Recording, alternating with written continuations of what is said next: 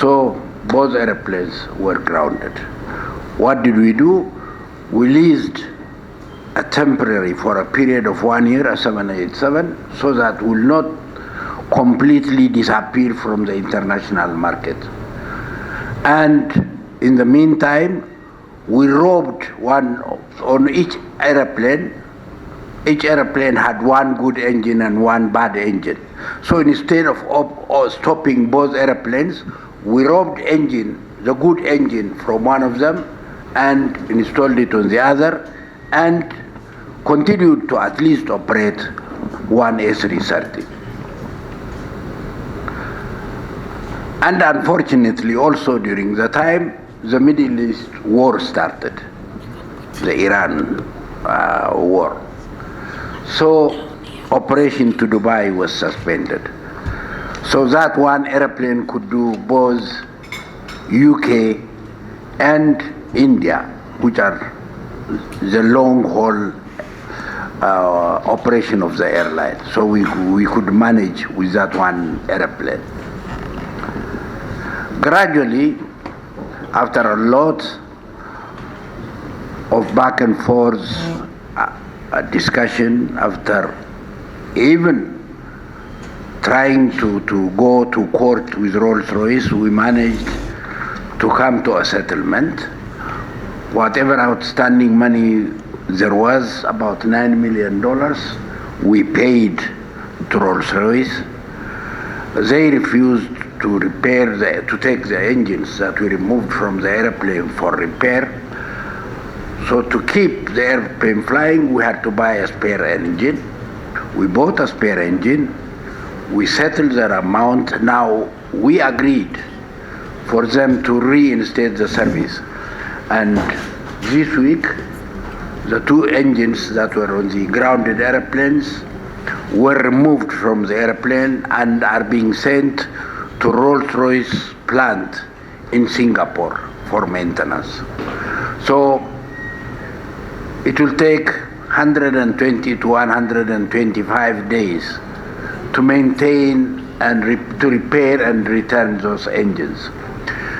So the second A330, which is grounded, will not come into service until possibly January or latest February 2027. And what happens? The A330 that is flying today will have a limitation. We'll have to go for maintenance sometime in January. So in order not to completely cut ourselves off, we'll hold this airplane that is flying until the other A330 comes, and then we'll release it for about 1 month. By March, we'll have both airplanes flying, which will help us improve our to start Dubai again, and to increase frequency to Bombay and to London. That is as far as the A330 is concerned. The CRJ is still grounded. As I said, originally it was grounded because one engine was not operating. That engine was sent to the States for repair. It is on its way back after repair. But unfortunately, when that engine was under repair, another engine had a problem on another aircraft. Instead of stopping the aircraft, we robbed the engine from that also. And so even if the new engine, if the repaired engine arrives tomorrow morning, that aircraft will not be flying until we get another engine. So that is basically where the airline was and where it is. What do you want to do? How do we get out of it? They intended to interact with Uganda Airlines Company Limited, and we registered non-appearance, to which we were invited to explore the avenues within issue summons for the team to appear. I think within the same day we received a letter after the meeting and after our issuance of summons from Uganda Airlines, alluding to the fact that they had received the invitation late and that they are willing to appear today. I want to clear this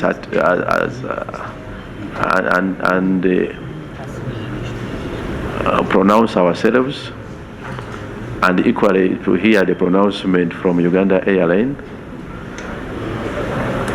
the basis of their inability to attend, much as we received the letter, but it was outside our meeting time. That notwithstanding, now that you are here, I will consider that at a later note. But only continue to pronounce and remind the accounting officers to always adhere to our invitations, and where you have reasons to seek for another date, you avail us your reasons in time, in writing, so that we don't consider your non-attendance as abscondment or disrespect to the committee, that we may at one stage interpret as contempt to parliamentary proceedings. And we have since, as COSASE, invited ourselves to review our appreciation of the rules as to whether an accounting officer or the entity so invited that doesn't notify us or request in advance for adjournment, Parliament continue to facilitate the committee and constitute a sitting if such an entity wouldn't be a qualified case to take on the accounting officer or the entity for any arising loss, because every committee sitting has a lot to facilitate its sitting. So I want to make that as a reminder to accounting officers. But now that you are here, maybe in your communication, but let me first clear this out of the way. Accounting officer, he attended the previous sitting. Very much, Chair. First of all, I would say congratulations for nomination to the Parliament, and also for the appointment to this committee. On Monday, at around 12:29 in the afternoon, we received a letter that was sent by Parliament on the 19th. But the letter reached us, as you can see,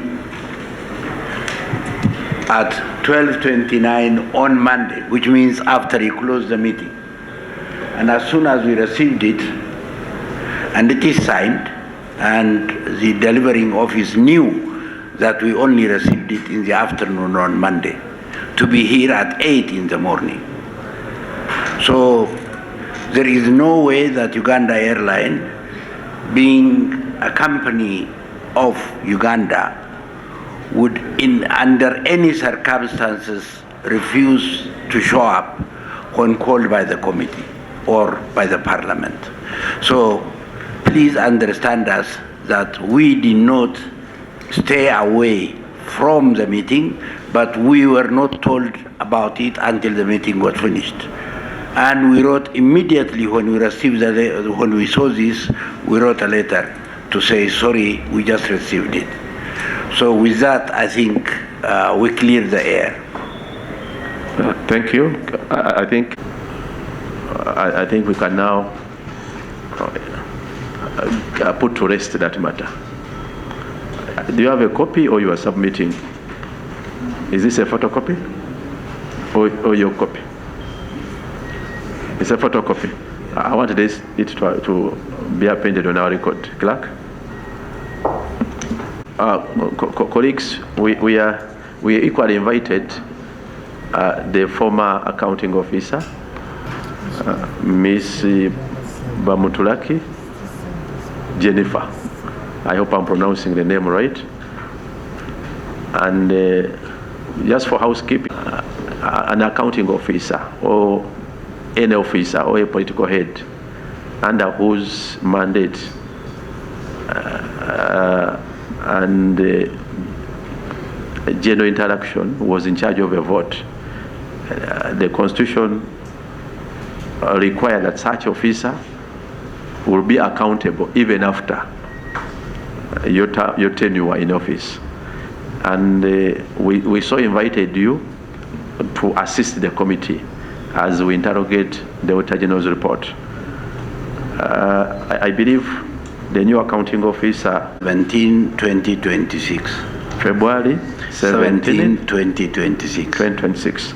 Now, the new accounting officer or chief executive has appeared new from the nature of his appointment, and we are considering the Auditor General's report for the year ended 2025.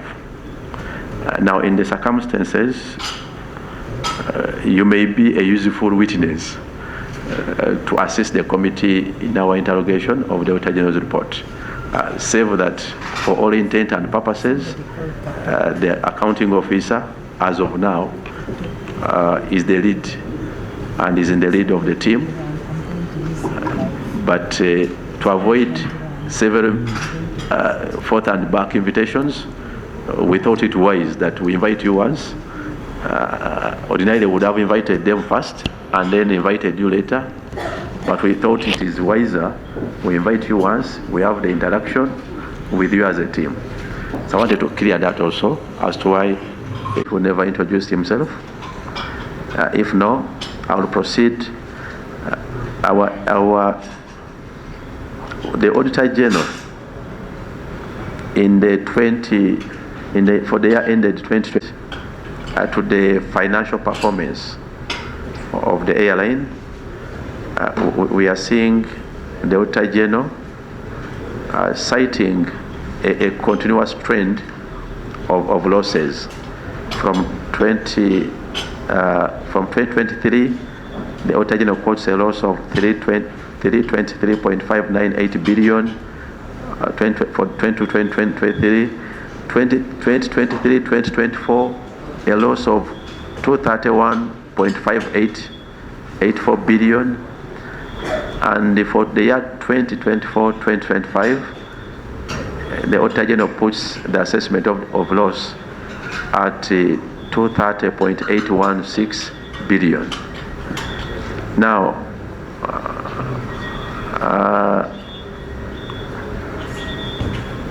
looking at the magnitude, according to the assessment of the Auditor General, the debt increased from 20.86 to 29.92%. Now that forms a critical part of Auditor General observation and should inform your preparedness to respond. Of course, of recent we have noted that whereas we receive responses from accounting officer, in several occasions they choose what areas to respond to. So we highlight some of these areas to inform your communication to the committee and to inform our interrogation away from any response that may have captured or not captured some of those positions. Also, the Auditor General reveals that government of Uganda invested 1.984 trillion in Uganda Airlines Company. But as of 2024-2025, what was recognized as issued share capital for Uganda government was 200 million shillings. Now, that discrepancy made a critical part of the Auditor General's observation. And in terms of areas, the accumulated and increased areas of 235.70 billion, an increase by 64.012 billion from the previous year. Now, the Auditor General further observes lack of timely post-lease closure and reconciliation for A320 wait lease agreement, citing that there is no end-of-year assessment of recovery and possibility of recovery and expected credit loss. This is, I think, an arrangement with Global Airways South Africa, as well, where the issue of performance security deposit is mentioned as not classified whether refundable, forfeited, or impaired. Now, these are observations of the Auditor General. Then the unbalanced cash collections at Juba country office, that money remains in cash and is not banked, which was questioned by the Auditor General. There is an observation on unsupported aviation fuel suppliers, especially to do with the penalties, and the Auditor General is creating a penalty of USD $1.782 million. That is, there is no document, no justification, no proof that the same is accurate. Then there is a critical concern on aviation fuel from supplier without contracts. This is as of 2024-2025, according to the Auditor General. And failure to plan and dispose of assets, the budget performance against approved revenue was also questioned by the Auditor General. The CRJ fleet 900, where upon inspection 5X KNP was mentioned to be grounded, and the Auditor General observed that this reduces effective availability of CRJ 900, and that may occasion flight interruptions. And they also quoted aspect on spare parts, and as I conclude in what is cited by the Auditor General, the aspect of domestic areas and specifically 1.6 billion as mentioned as questionable and unsupported or irregular expenditure on global as questionable expenditure. Now that you are here,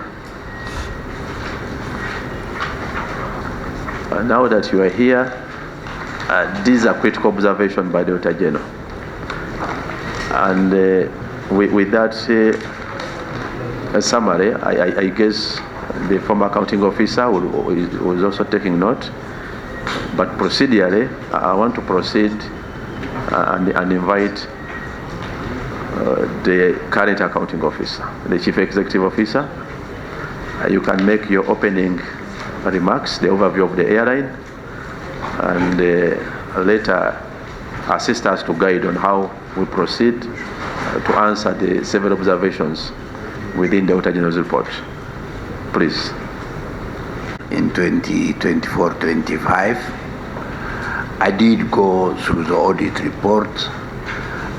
I do understand where the auditor, where the audit comes from, and I believe we'll be able to give explanation on some of the things.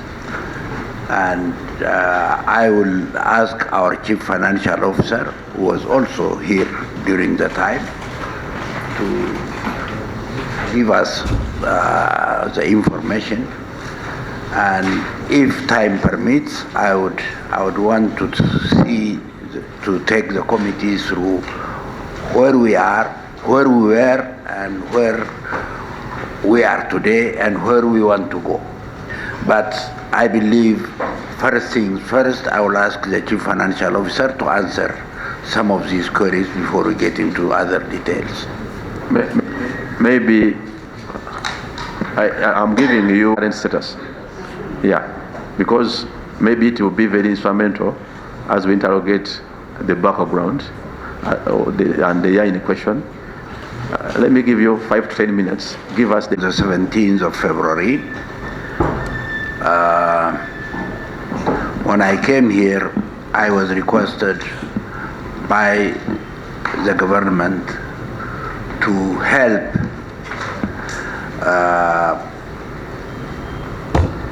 stabilize the airline, and at the same time to also help find a CEO for the position of CEO Uganda Airlines. That was my mission when I came here. And so what I did is I started on the stabilization of the airline. I think to be able to talk about stabilization, first of all, we'll have to understand where the airline was at the time I found it. The government of Uganda bought 6 airplanes for Uganda Airlines. 4 of them are CRJ 900s, 2 of them are A330 Neos. These are the property of Uganda Airlines. At the time, the airline also had a wet-leased airplane, an A320, to support the operation. So totally 7 airplanes were to be in the operation of the airline. 6 owned, 1 leased.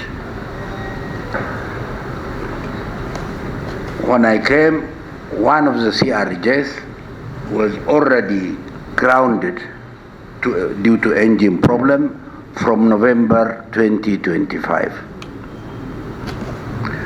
And one A330 was also grounded due to lack of engine. So out of the 6, 2 of the airplanes were already grounded. That is about a third of the airline fleet. But if you look at it from the capacity point of view, it was nearly 60-70% of the capacity of the airline was cut off. As if that was not enough, the second A330 that was still operating had limited hours on one of the engines. And it was operating under boroscope inspection, and in a matter of a month, that again went out of service. So this meant 80% of the capacity of the airline was grounded at that point. And the reason why these airplanes were grounded is because of engine problem. And let me first explain what happened on the A330s. The A330, the airplane is Airbus. The engine manufacturer is a company called Rolls-Royce.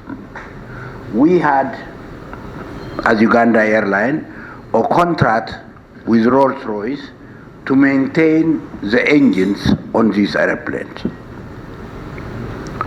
Unfortunately, due to shortage of cash,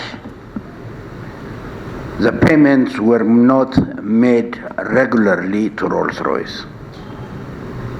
So Rolls-Royce wrote a letter in October 2025 to say they have cut off the contract for the maintenance of the Rolls-Royce engine.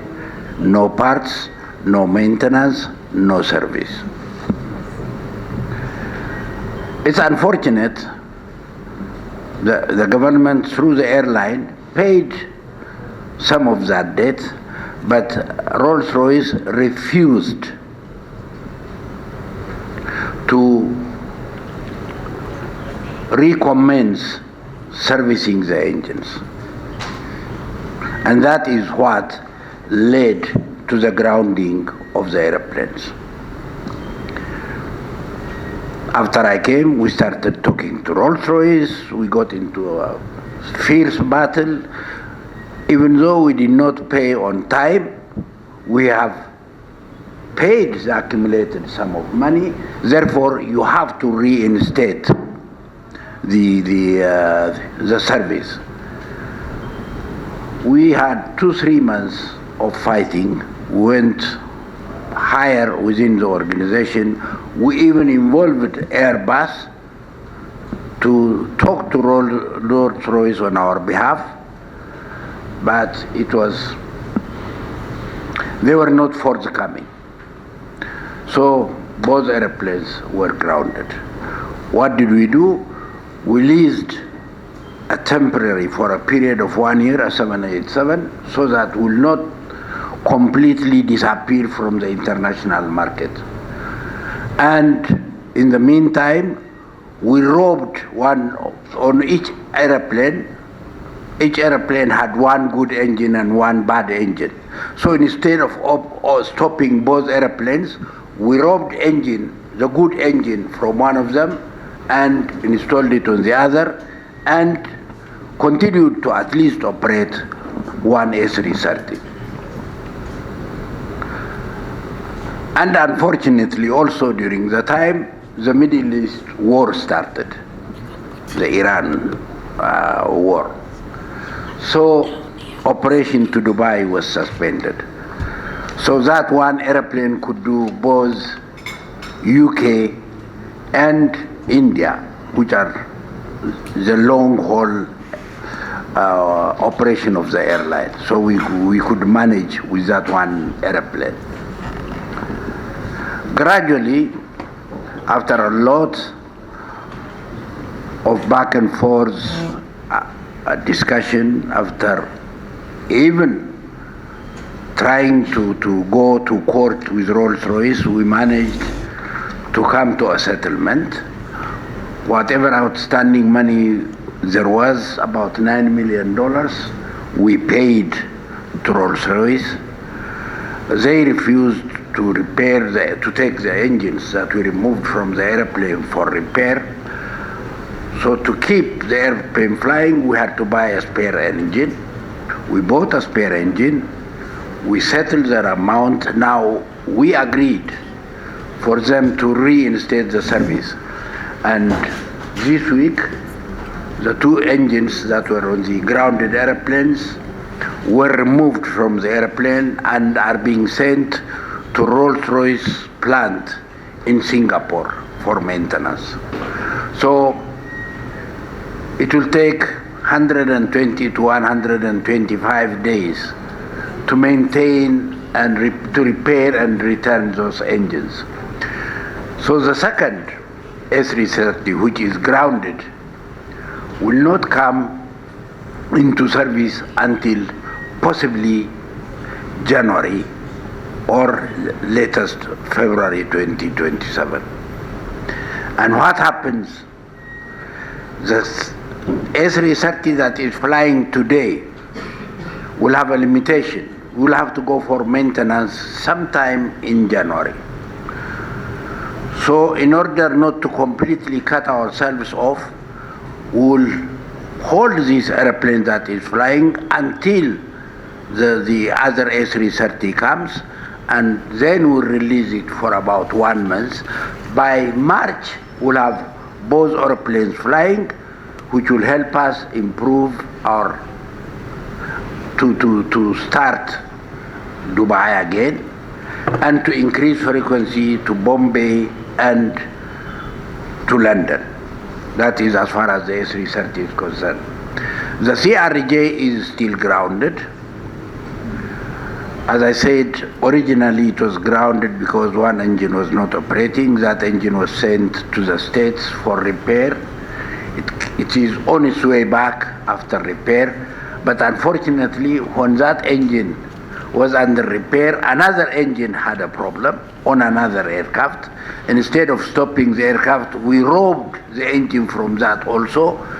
And so even if the new engine, if the repaired engine arrives tomorrow morning, that aircraft will not be flying until we get another engine. So that is basically where the airline was and where it is. What do we want to do? How do we get out of it? Even with the reduced number of aircraft, we tried to maintain and keep to our schedule. And I think the schedule has improved. Our schedule performance has improved. Delays have reduced. Cancellations have been kept to the minimum.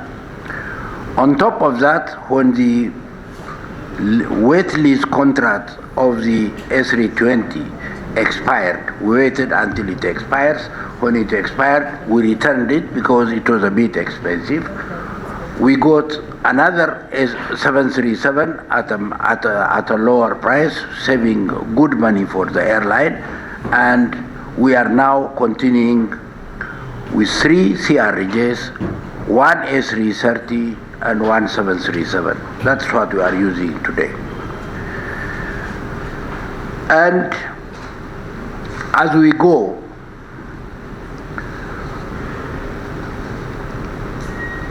when the A330 returns, and hopefully by then the situation with Ebola, because of Ebola, we have already suspended Kinshasa. We don't operate to Kinshasa now. When that restriction is lifted, we want to go back to Kinshasa. We would also want to start operation to Dubai because today UAE, because of Ebola, suspended visa. And if anybody who has come to Uganda or passed through Uganda cannot go to UAE, there is no point for us to operate to Dubai. But when this is lifted, we'll go back to Dubai. That is where we are. And considering the fact that the airline has the potential to grow, and I will tell this parliament, as a person who has spent 60 years in aviation, I see the potential. The potential of this country is big as an aviation operator. So, after discussing it with the government, we managed to order 4 737 MAX and 4 787 -9. These airplanes, we ordered it from Boeing. The fact that we ordered it today does not mean we'll get it in 6 months or 1 year or so. The 737s will start coming in 2032. This is advance you need to order airplane. In 2032. All the 4 airplanes will be delivered in 2032. And the 787s, we ordered 4 of them, and all of them will be delivered in 2033. So these are airplanes that will come at that time. But we need to prepare the market for that today. So what do we do to fill the gap after the A330 is made to fly? And once the engines are installed and it comes back to operate in Uganda Airlines system, for 3 years we are good to go. So it will help us deepen the London routes, deepen the Bombay routes, deepen. We are not going to go into another long haul until we are sure we have all the necessary equipment. But we have to build connectivity at Entebbe, build Entebbe as a hub. To do that, we need smaller airplane, and we are planning to lease, to dry lease if possible. And I may have to explain the difference between dry lease and wet lease. Wet lease means we go out and get an airplane from another airline. And that airline provides the airplane, the insurance on that airplane, the crew that operate that airplane, and the maintenance of that airplane. All we do is we put the passengers in, we put the fuel that is required, we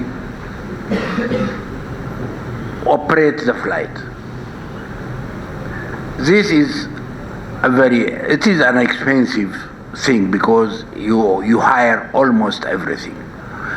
In a dry lease, it is different. You only lease the airplane from them, you supply your own crew, you buy your own insurance, you do your own maintenance, or you get somebody else to do the maintenance for you if you are not ready. It is a cheaper option.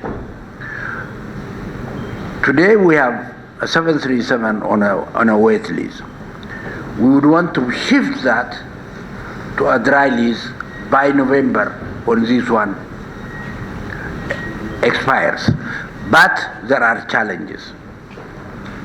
One, that it has to be type certified by Uganda Civil Aviation before we can go for a dry lease. And Uganda Civil Aviation has to be prepared to do an oversight over that type of airplane. So training of Uganda Civil Aviation inspectors will have to take place before we get an airplane. Training of our own people will also have to take place. So by November, we are hoping it will be done. By the way, as a part of the purchase agreement with Boeing, they will train both the Uganda Airlines team and Uganda Civil Aviation team. And they will do the liaising for the certification. It has already started. Hopefully it will be ready by November. If it is not ready by November, we'll be forced to continue with a wait list for another 3-4 months until this is ready. But in order to build network connectivity through Entebbe and build Entebbe into hub, we have to operate to more African countries, collect traffic for the long haul. That is why we'll be starting Rwanda operation in November, Accra operation on 27th of October, so that we build the network. You know, when you operate short haul, the cost is not that much. Long haul is very expensive. To operate 1 hour on a wide body is something like $18,000, $19,000, $20,000. Whereas the short haul, probably you cover it with $2,000, $3,000. So your short haul will have to be good before you think of a long haul. And your short haul will have to feed into that. So we have improved schedule connectivity even with what we have today. For example, today we had something like 80 passengers coming from Harare, Lusaka. Out of those, 4 of them were going to Bombay. Connectivity through Entebbe has to improve. We did the same thing from Nigeria. We did the same thing from South Africa. We are building the traffic that will go through Entebbe without entering Entebbe, so that we get the volume that is required. So with that, I think we will build a better future for the airline. Unless you have other questions, I think I will have to pause it at this. Thank you. You on the Auditor General's finding. Before I open up here for analyzing concern, Maybe let me capture you well. Number one, you mentioned that you were recruited by government to help stabilize the airline, among others, then also facilitate and support in finding a CEO for the airline. We want to appreciate the nature of your employment with Uganda Airlines Company. What is now the nature of your deployment? It says such proof. As a committee, you know, this is accountability committee. And how we transact here, we transact on the proof. And I think your company secretary must be aware. Proof is documentary in most cases. So first validate that, because when you mention that your role is to do this, but again from your communication, you are doing the roles of the CEO. So then what is your appointment? What is your current appointment as you? Any supportive document? Thank you very much. As I said, when I came here, I came for a 6 months period. After working in the airline for a few months and realizing what type of problems we have,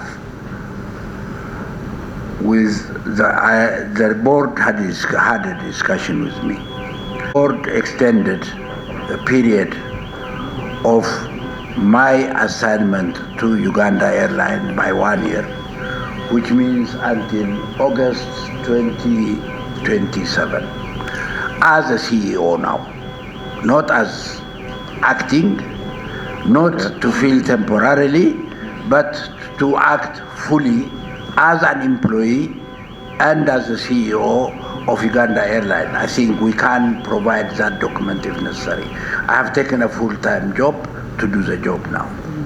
So the appointing instrument is you have it, the company secretary? Chair, we didn't carry it, but we can provide a copy. Yeah, so we need a copy of his current status. And he has verbally informed us, but we shall need the proper chronology. The other thing I wanted to you mentioned about some grounded aircrafts, some planned for lease, among others. With certainty, how many routes do you have now, the functional routes? We have 15. Dubai is temporarily suspended. Kinshasa is temporarily suspended. It is 15. Abuja has also already been suspended. And by November... What was the reason for Abuja suspension? A market condition operating nearby stations. Abuja and Lagos didn't make sense at the time. But with the start of Kigali and Accra will return to 17, Kinshasa would bring us back to 18, and Dubai will take us to 19.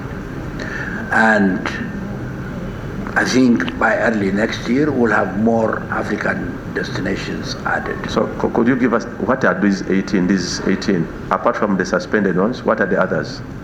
The others are Nairobi, Mombasa, Dar es Salaam, Kilimanjaro, Zanzibar, Harare, Lusaka, Johannesburg, Lagos, Mogadishu, Joburg. These are the others. And Bujumbura. Okay. And Juba. And you said for the new aircrafts you have ordered, said delivery is 2032 and 2036. That's 7 to 8 years. Yes. 2033? That's how many years? 7 to 8 years? 6 years and 7 years. 6 years? The 737s, 6 years. And the 787, 7 years. Then you mentioned about a training that also require training for Civil Aviation Authority. Have you formally liaised with the Civil Aviation Authority? Yes. And what is the position? They will be happy to take it. You'll be happy to take it? It is normal. It is an aviation. They are a regulatory. They cannot regulate what they don't know. So they are waiting for the training to start. Okay. And that is done by Boeing as part of the purchase agreement. The training. Okay. Now, in your section of your roles as the CEO, are all employees or support staff as within the structure existing on duty, or they are also pending recruitment? Maybe something that I did is we have done a restructuring of the airline. We have come up with a new structure which was already approved by the board. Do you have a copy of the structure? We can supply that. Please assist us with this new structure. What we did is, in addition to the existing structure, we added some new positions. I will tell you what those new What positions. are those? And who are occupying them? The current approved, the already approved consisted of Chief Operating Officer, Chief Commercial Officer, Chief Financial Officer, Chief Legal Officer, and the HR and the maintenance organization. What we did is, in the new one,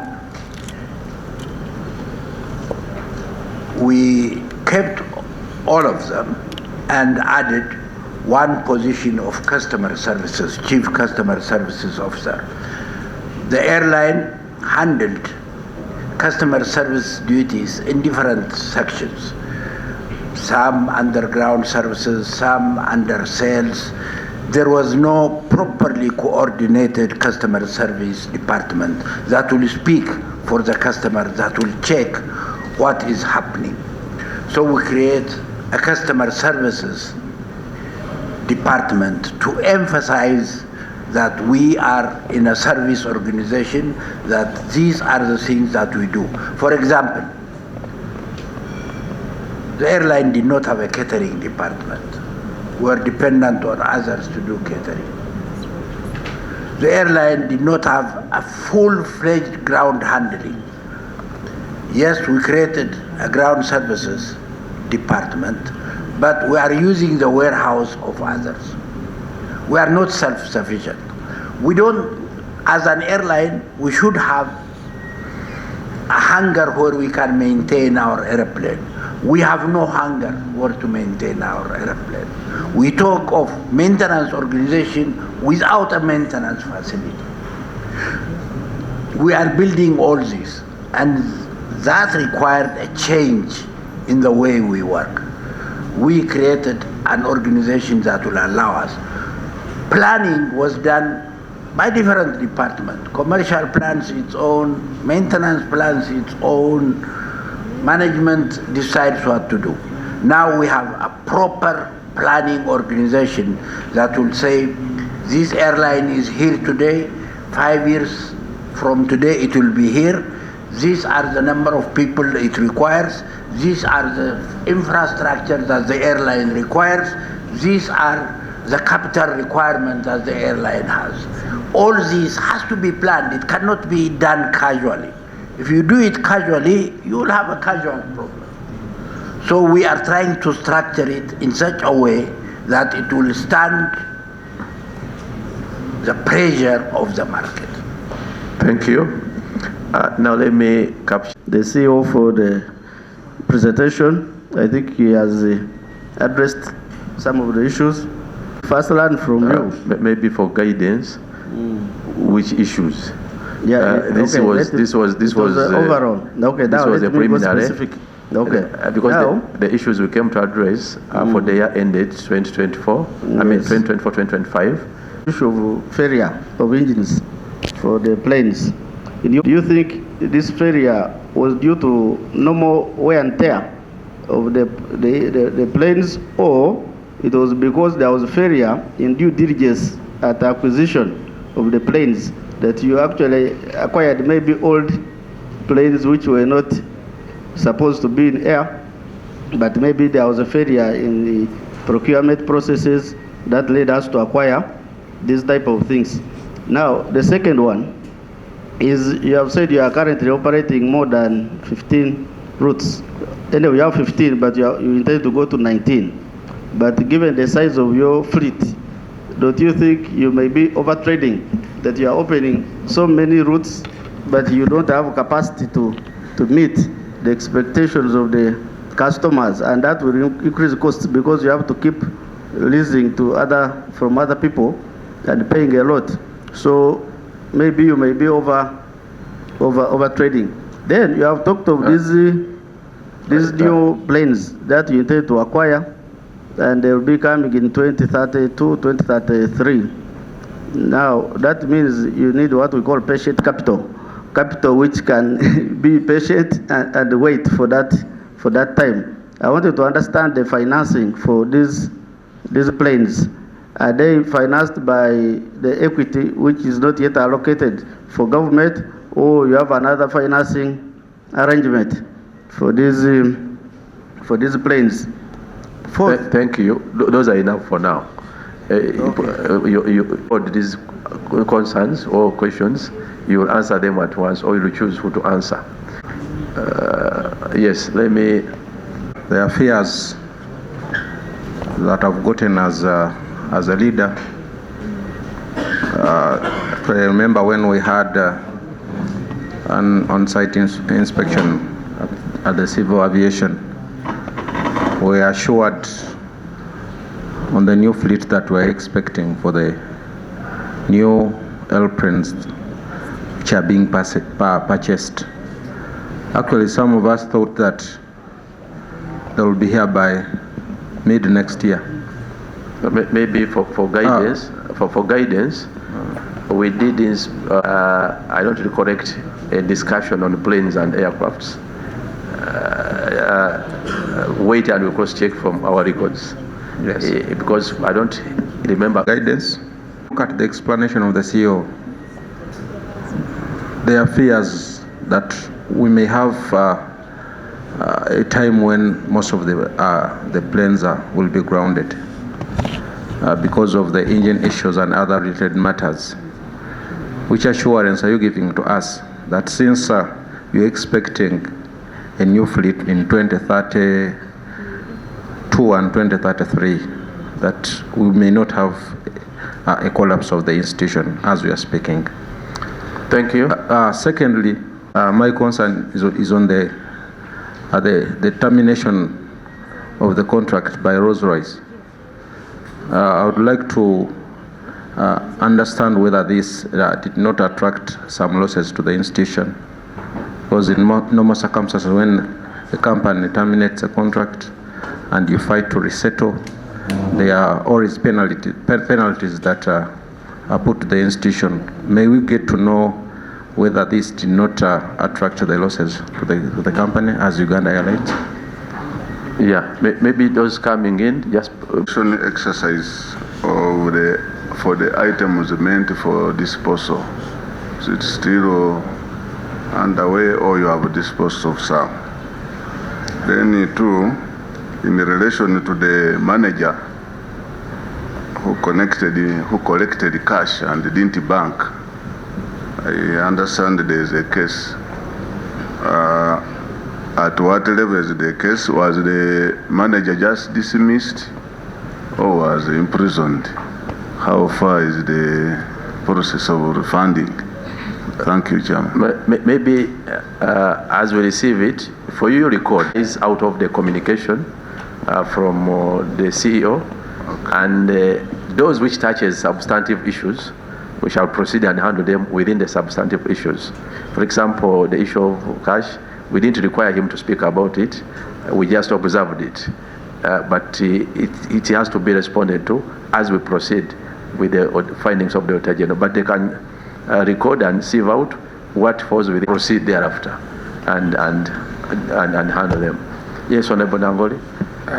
Thank you. In addition to my colleagues, I thank the current CEO for that elaborate submission. But my advice to the CEO and the senior management, don't be excited and go overboard, because apparently you're operating at a crisis. But now if you say, you have told us clearly that you expect new aircraft in about 8 years to come also, or 7. And if you want to operate in all these routes and yet you have a crisis, most of the aircrafts are grounded, as you have stated already. It will be, I think along the way, there will be a disappointment again to the customers, because you are relying on third parties of which you can't guarantee that you will perfect 100% to serve them. So to me, my humble request is that you would work within, while knowing that in 8 years' time, that's when you will leave. Because apparently you are not even at break even. There are a lot of issues that you have got on table. And then too, Mr. Chairman, you has put it very clear that 2024, 2025, he was not there. And it's very true. I would request that we put the questions before since the former accounting officer is here, who happens to be a very good friend of mine. we go straight to the Auditor General's queries, because most of the things have been highlighted. We have got a, you want to declare a highlight conflict of interest? We have got an highlight from the current CEO. For him, he's doing his part as the new CEO, given the fact that he has got. Thank you so much, Mr. Chairman. Maybe to guide, as clarified, that we shall accordingly and by extension require the assistance of the former accounting officer to offer the relevant clarity. That will be, yeah.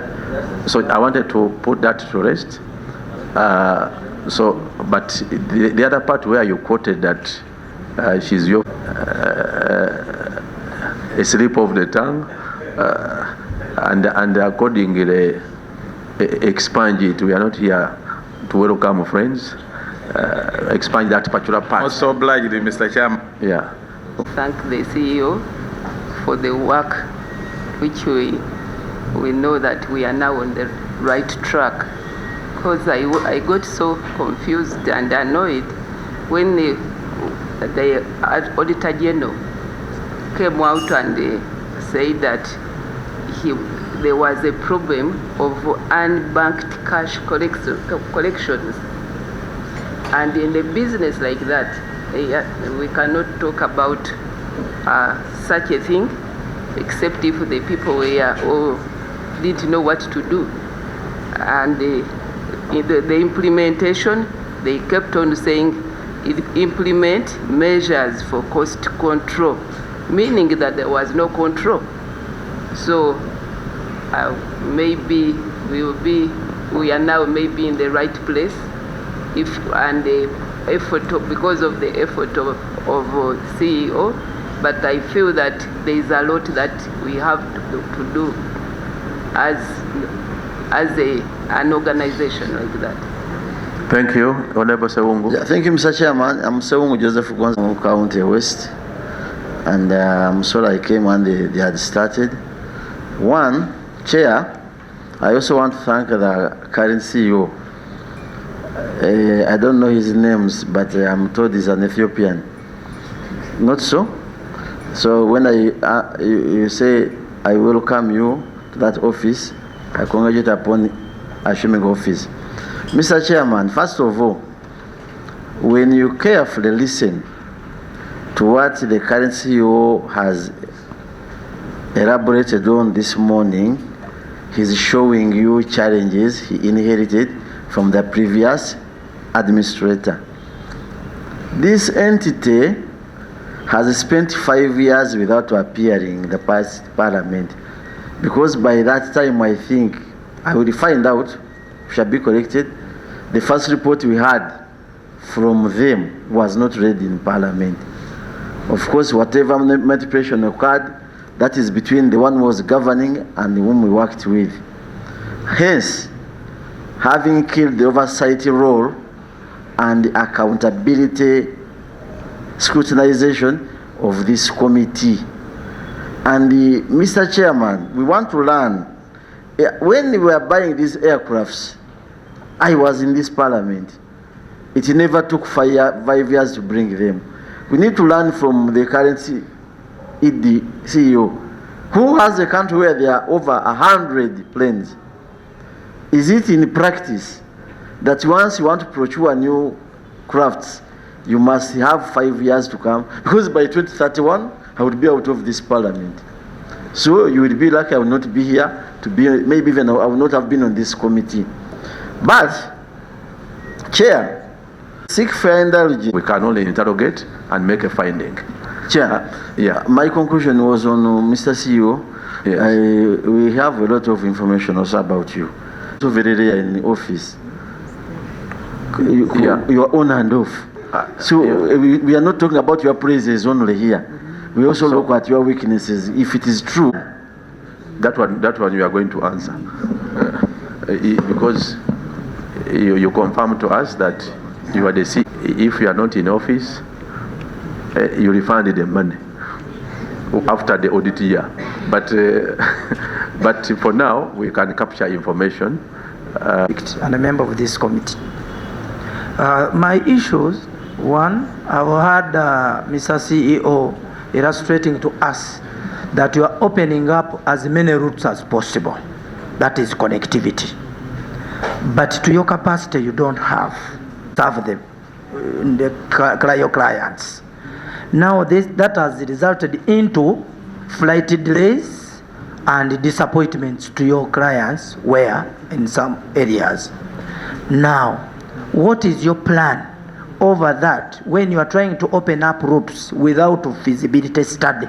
I think that one will create more loss to the country, because you just want to make news that you are opening up routes and yet you don't have planes to serve the purpose.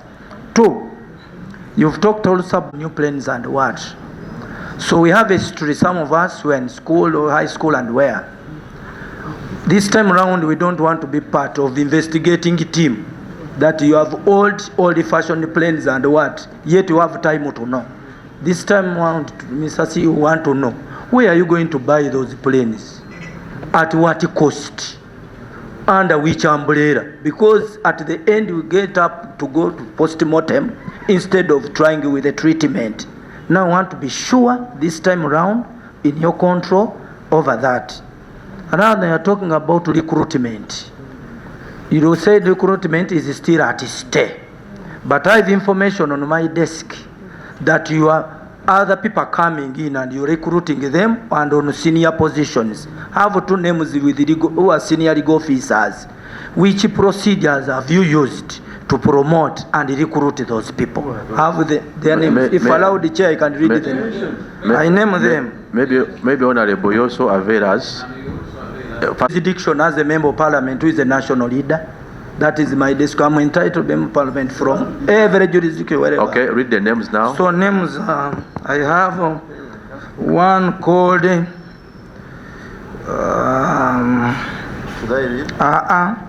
Abias Choksima. Abias Choksima. Yes. And Akankwatsa. Akankwatsa. Why not Sebunya? Akankwatsa. There are those two. So I will see how to forward information also for that matter of emphasis.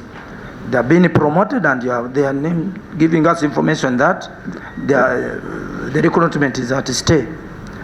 Chair, we have also a concern about the lease of the planes. You lease, and in that purpose, there are those which are even at parking, and you lease yours. We want to know, are you in charge of those planes as Uganda Airlines, or you're not in charge. Because even last time when we were there, as we were sharing, they told us there is one which is away, was interchanged, and the one we parked, it is parked there. Is it have mechanical problem, you lease, but without a clear information? So we want also to emphasize on that lease. How is it operate? How do we benefit? How do we make losses so that to avoid future challenges? The last one, Chair, I think we shall be highlighted on that more, is about the fuel. So, Mr. CEO, it is indicated here that fuel you own monopoly. There is a company there, Vivo, where you are entitled to buy fuel as a must, and the mode of payment you use is cash. I don't know how we do it. We want to know. Even a mere person can have a card, can have an arrangement, but as a plane to pay cash, we want to know more about that as we move. Chair, we shall be coming in more, because the airline is part of our life and matter of emphasis, even if we spend the whole day here. Thank you. Lastly, Martin, for now. Thank you, Chair. My name is Martin, and it is still the problem, even up today. But one of the explanations that was giving us hope from the former, we are opening up new routes like Abuja and so on, and many others. Now I have just heard from the new CEO that he has closed some of these routes. Now the question comes back. I don't know now whether to ask the former or the new one, because we spent billions of money in acquiring these routes. The CEO convinced us beyond reasonable doubt that don't mind about the losses that we're incurring today. In a few years to come, things are going to work out well because of the new routes, just like the new CEO is explaining today. I am equally worried, and I'm not yet convinced that even the new strategy of opening up new routes without a thorough feasibility study on what would be the performance of those routes. But number one, I demand to understand what is exactly behind the closure of Abuja and other routes. Lastly, Mr. Chairman, I have heard from the strategy, about the strategy of the new CEO, that one has, of course, to run all these routes he's talking about. And in the strategy is to do a lease. You know, if on our own we are still making losses, and now we go for lease of planes, I don't know, have you already assessed it?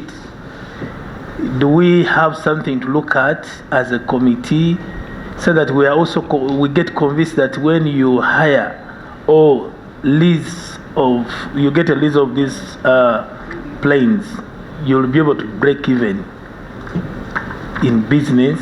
Or it's just like the rhetoric we've been receiving from the former CEO, that, you know, we go for this, and as a country, of course, we are trapped. We are spending a lot of money, but we are not doing business. I thank you, Chair. Handle it at that level. But those which were outside has already been approved by the board. How do you speak about the current structure in terms of human resources? Is it fully complete with people on running contracts? And is the only vacuum regarding the newly created structure, that is the Chief Customer Services Department? Can they speak more about the current human resource restructuring? Then secondly, and it has come, by the end of November this year, you would have at least maybe 18 routes. That is if Kinshasa and Dubai are operational, and then adding Rwanda and Accra. Speak to the practicality of that, without even going into the financial implications, but the practicality, given the very limited fleet that you have now. Kindly speak to the practicality of having 18 operational routes running. Thank you. If this is your response, we have a response dated 19th March 2026. There was a question on which response you want to rely on. Is this the response you are going to rely on? Beyond record. No, press beyond record. Don't just nod. Yeah. Yes, that is the one, but we have also, since in your letter you have asked us to update that, we have brought an update also. Where is the update? How many copies are there? We have it here. We can share it with you. And you have one copy? We have 2 copies.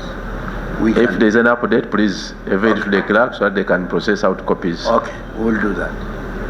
Clerk, have you received the updated copy? If any, you would have availed it as soon as you arrived. Please avail that.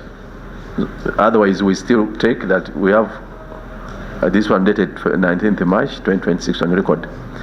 Number 2, there were some specific questions, and yet when you introduced yourself, you said you had 6 months. Now you have even been formalized to a full year and counting. Now, I am working as a CEO of the airline, and I take the responsibility for the airline, and I also have been nominated as account manager of the airline by the Ugandan Civil Aviation to make sure that safety, security, and is guaranteed by the airline.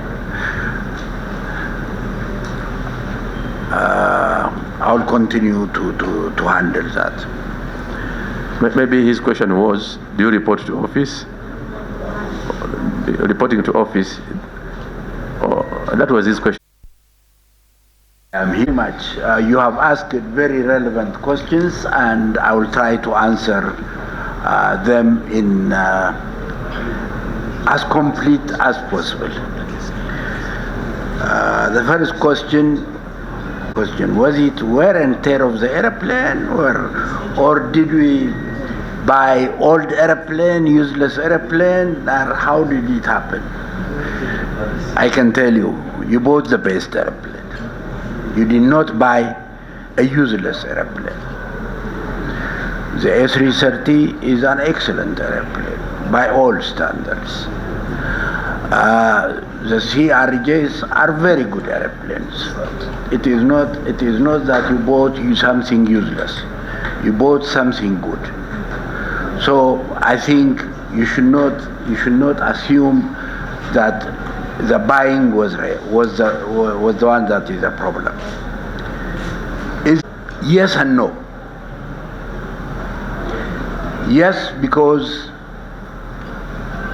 unlike cars, airplanes work in a different way.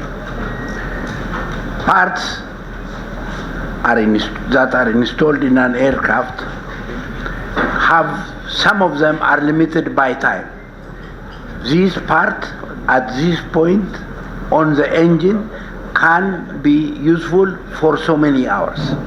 Even if that part is still good, you have to remove it and it has to go through another check. You don't wait until it fails. Okay? So there are parts that you change when they fail, but there are parts that are time controlled and which you would have to handle. Were these airplanes too old? These airplanes were both brand new. They were brand new. 7 years. Oh, by the way, it is our 7th year today. So wish us good luck on this anniversary. 7 years for an aircraft is a very young age, both for the CRJ and for the S330. This is a very young age. The problem is, on the CRJ, either it is due to operational, either due to the climatic conditions, the engine failed before its time. It could have served for a longer period, but it happens in anything mechanical. Some fail earlier than anticipated. It is quite possible. On the A330, the issue was contractual. We contracted engine maintenance, engine part provision, everything to Rolls-Royce. Unfortunately, since we were not regular in our payment, Rolls-Royce cancelled that. If they did not cancel that, it would have been their responsibility to fix these engines. Why did the airline fail to pay? It is clearly marked in the audit report also. The running capital was never enough. It was not paid on time. So what the finance did was, they have $100 and they have a date of $150. They pay some, they don't pay some. It so happened some of the contractual obligations of Rolls-Royce was not paid according to the agreement. Therefore, Rolls-Royce decided not to provide part and service to the airline. So it is not that the airplane was bad, it's not that the engine was bad, it is the contractual obligations that we did not fulfill which caused us a problem. Beyond this, there is something that I will touch. In Europe, there are maintenance organizations in every city. You can always go from one maintenance organization to another. They are all licensed.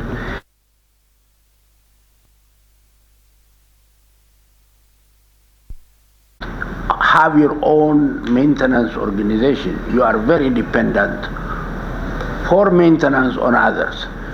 For example, on A330, we are partly dependent on organization in France, partly dependent for an organization in South Africa. So that by itself is a problem. When you start an airline, it's always to start it as a complete airline. Even today, we don't have a complete maintenance. Maybe CEO, let me pause you for now. Yes. You first sign your...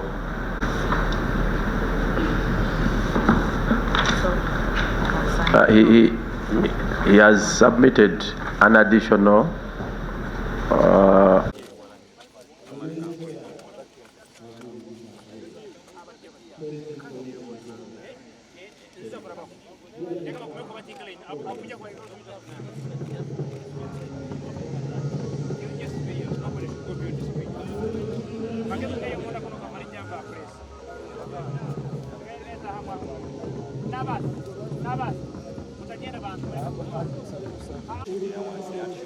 Now, you people, the other people in the tent, they want to see. Let's push a little bit, please, in a disciplined way. Please, let's push it. They want.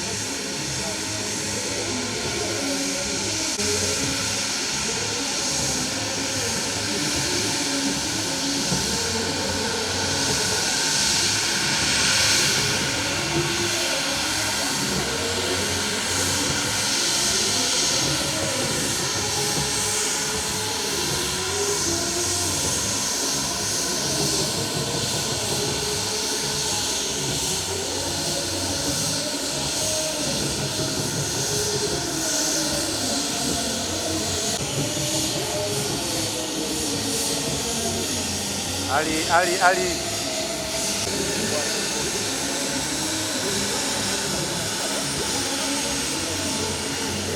Nyabu.